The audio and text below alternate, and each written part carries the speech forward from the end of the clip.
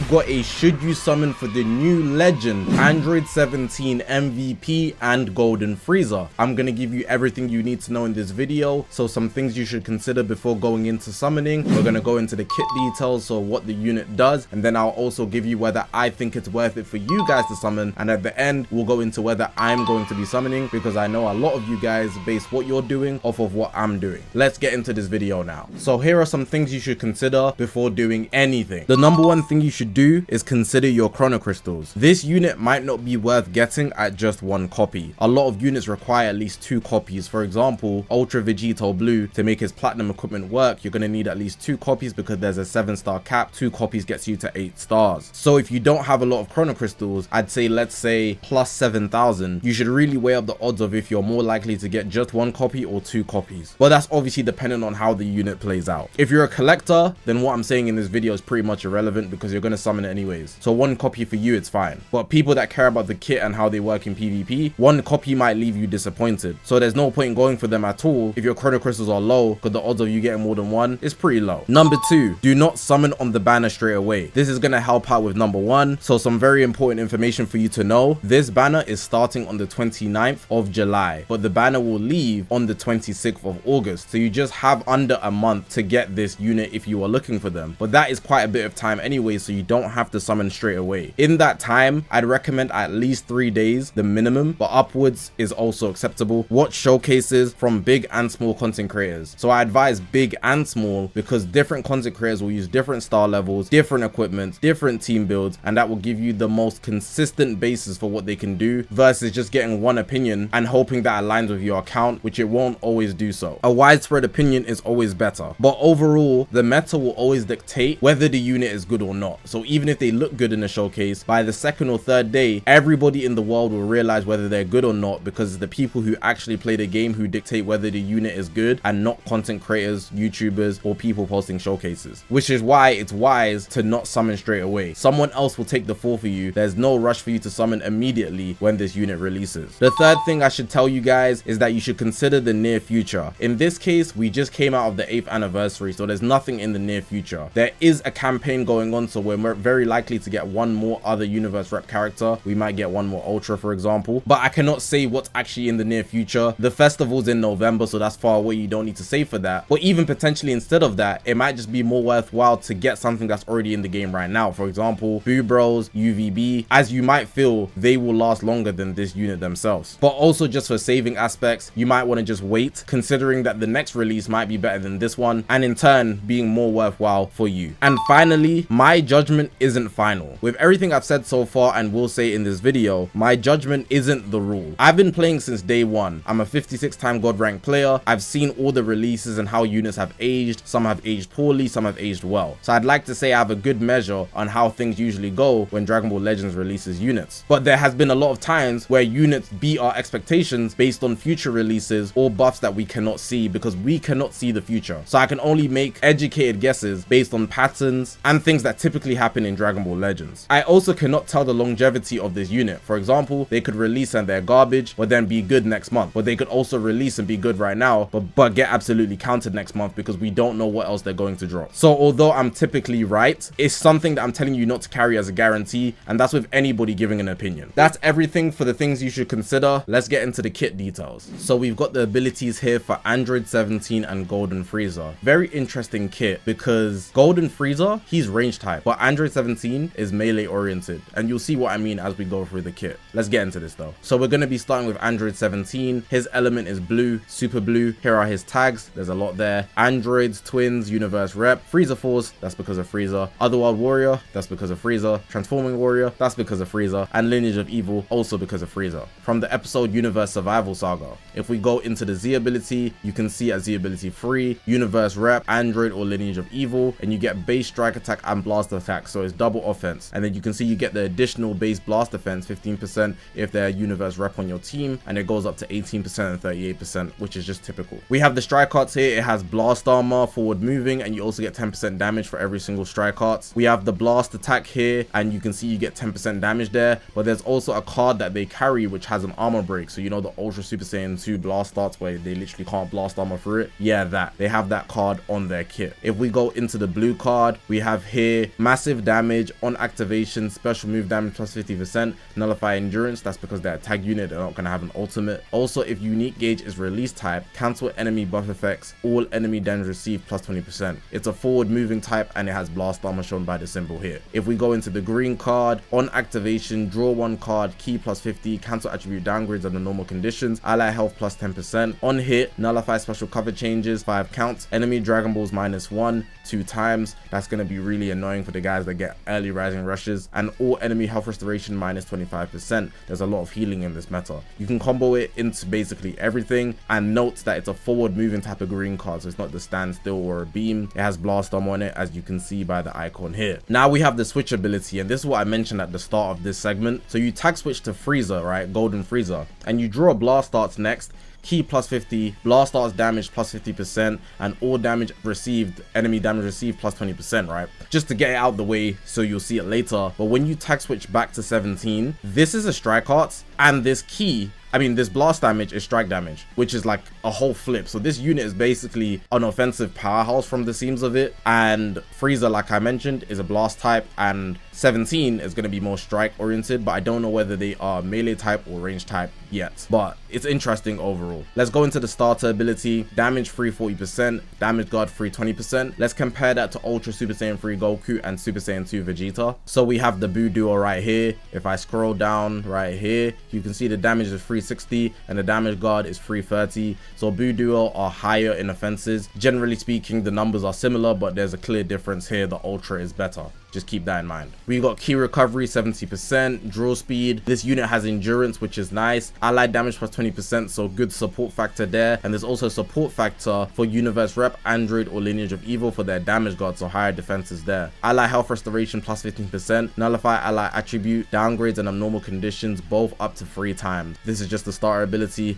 Let's move down to the unique ability. So on enemy character confrontation, you get HP, switch gauge 20%, enemy key -20. So that's when you're facing up with somebody, and that's going to happen even if they cover change because it's a new confrontation. On battlefield entry or return to standby, you'll draw 1 card if they have 3 or fewer, and it's 30 key to you. On arts used, that's where you get the cover null, so there's a potential here to get key and cover null, which is like the main duo that you're going to be looking for. You also give a buff to allied damage when you press 1 card, which is nice, and then enemy health restoration -15%. So if you're using this unit correctly, you can actually support your allies to do more damage. When hit by an enemy arts, nullify damage received, element disadvantage 5 counts. This can happen 1 time. Activations reset on switch, so if you tag switch, that's also a factor there. And ally sub counts -1 when hit by enemy arts. Now this part here was pretty interesting, right? And it's going to be pretty good for breaking combos. On return to standby, based on number of times hit by an enemy, so it's conditional based on how many arts card your goal 17 has taken. I don't even feel like calling them goal 17 is correct, because it's like 317 or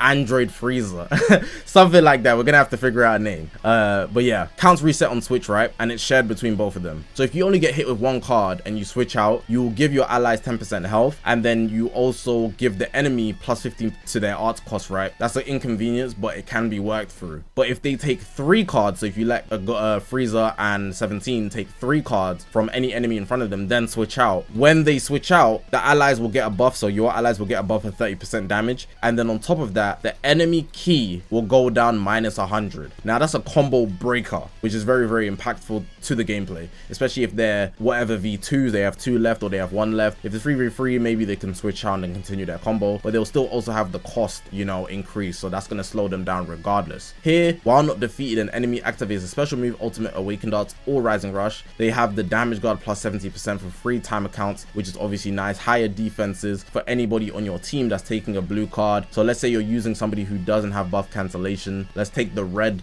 Broly, right? Just hypothetically speaking. Even if these guys are not on the battlefield, Broly gets rising rush, he will get 70% damage guard, which is uncancelable, which could help him actually live that rising rush, potentially. Ultimates, special moves as well, and awakened arts. Odds of him living a rising rush not very high, but you guys get the gist. That can apply for anybody on your team, even if they don't have buff cancellation. Cool. Over here we have also, if ultimate, awakened arts, or rising rush, sub counts -5, cancel enemy buff effects, so 2 buff cancels, right? And it's only for ultimates, awakened arts, or rising rushes, no blue cards. And activations are shared between both Frieza and 17. I guess we could call them Gold 17 because it's Golden Frieza, but like the Go on Frieza before was when it was Goku and Frieza was Goku Frieza, but Go Frieza still Go 17 still works here. 17 has a strike cover change, and here's the unique gauge. So the unique gauge will begin as a switch ability. In short, you tag switch, right? When you tag switch, your gauge will be release type from then onwards. So if we continue reading here, switch ability type to release type, start as switch ability type. Switch ability type, when unique gauge becomes full, switch to release type. So that means it's going to be great draining gradually. Draw one card if hand has 3 or fewer. Health 20%, this can happen 2 times. Activations are shared between 17 and Frieza. Key plus 40, cancel attribute downgrades. And then while release type, you get an increase in damage, you get draw speed, your overdrive gauge charge rate is plus 50%, and protect key, these 2 are uncancelable, which is nice. Release type, so once you're release type, you're in release type and it reaches 0 here. When unique gauge reaches 0, switch to switch ability type. So you're going to go back to the switch, and then switch ability type charges on tag switch. Release type decreases gradually when on the battlefield. I already explained those things. So in short, when you start with 17, you'll switch to Frieza, you'll go to release type, then you'll be able to tag switch back to 17, and then it will be the same thing where you're in the release type. Cool. In the legend action here, it starts at the high area with 17, so you go high to low, and on legend action activation, key plus 50, ally special move damage plus 20%, fit for 15 timer counts. Also, if unique gauge is a release type, destroy one card, then draw special move arts next. So you're able to get key from the legend action, and you're also going to get a special move if you're in the release type when you do this the legend action. So you want to take priority of the legend action specifically when you have the release type, or if you just have a blue card in hand, as you can chain it into a blue card. That's everything for 17, but we're going into Frieza, and there's not that much different, but I will explain the differences. So we have the element here, Frieza is green, so they're blue and green. I was explaining to somebody that there's a chance that Frieza and 17 could be blue and purple to be a repeat of Go Frieza. We get a Go Frieza Zenkai and then the Zenkai buff, you know how it works. But this could still work because if Go Frieza is still Zenkai, right, MVP 17, he's blue, so they can still get the Zenkai buff in one way, shape or form. Anyways, the tags are going to be the same, the episode's going to be the same, the Z ability is going to be the same, the strike arts are the same, the blast arts has the carry card, which I explained earlier, the anti-blast card. The blue card is the same. We're going to have the green card here, which is also a grab, so it's the same. We have the switch ability here, a draw strike arts and strike arts damage, which is not the same. So before it was blast. And then we go into the unique ability. The enemy character confrontation is the same. On battlefield entry or return to standby, it's pretty much the same. On arts use, this is the same. When hit by enemy arts,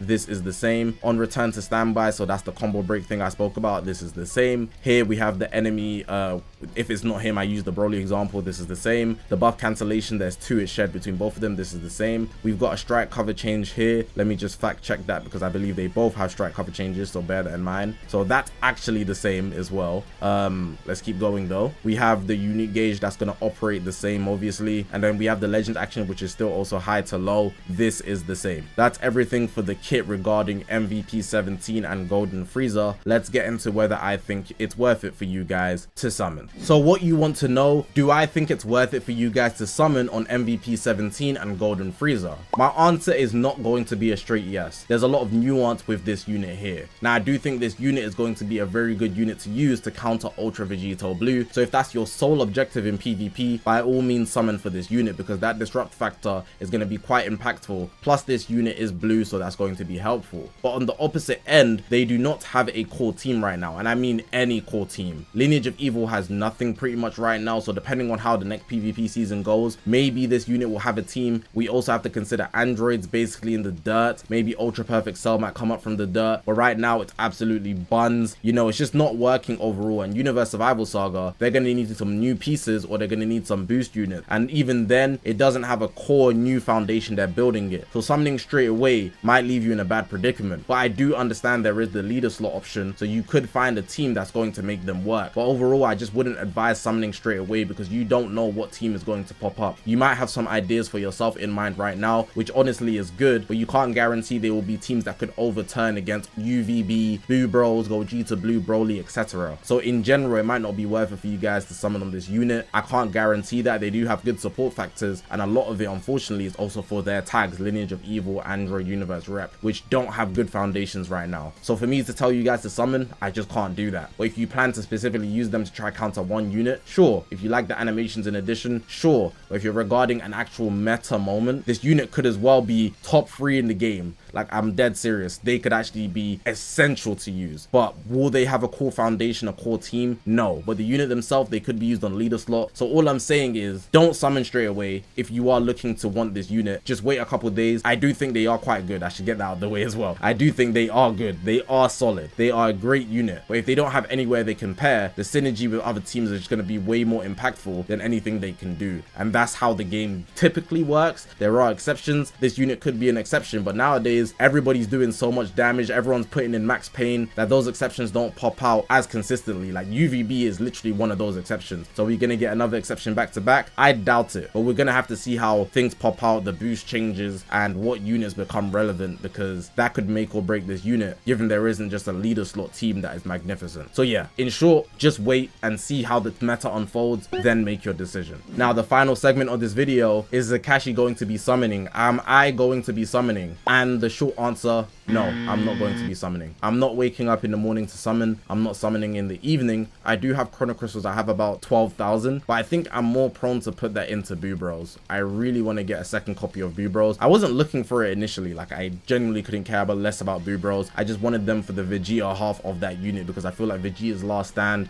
against Kid Buu was very, very impactful now that I'm a lot older. But in regards to using the unit in PvP, I got UVB, man. I'm good 5 on one more copy. So in general, I'm not that moved by this unit. Obviously, visually and aesthetically, I love them. They look great, but to use them, it's not that deep for me. I can just watch the trailer and be satisfied, me personally. So I don't have that much of a feeling to summon for them, but maybe they'll be impactful and I'll go for them later. If they're that impactful, like game changing, you know, I have CC, so it's fine. I have 12k, so I'm kind of just gonna weigh up my odds between Boo Bros, and if I don't summon on Boo Bros, I'll just keep saving until something piques my interest. But this unit here, visually they do, but I don't care too much about their kit to really consider it. I do think they're still really good and could even take over the game with their support factors and that disrupting their kit, but I just don't care that much about the meta factors. Honestly, I'm more of a casual player nowadays, even though I can still turn it up whenever I want to. But yeah, that's what I'm going to be doing. I'm not summoning straight away. If they catch my eye later on based on impacts in PvP, maybe they fit with a team that I want to use specifically, then I'll consider it. But just to rank up per se, it's not me. It's not me. But yeah, man, that's going to be the end of the video. Let me know in the comment section what you think about Legend MVP 17 and Golden Frieza. Do you like their animations? Do you like their kit? And are you going to be summoning? How many chrono crystals do you have right now? Because coming out the anniversary, it gets rough, buddy. Well, hopefully you guys did enjoy this video. If you haven't already, make sure to press the subscribe button. We're on this grind to 200,000 subscribers. I appreciate you guys for watching, man. My name is ZAKASHI, guys, and I'll see you guys in the next one, man.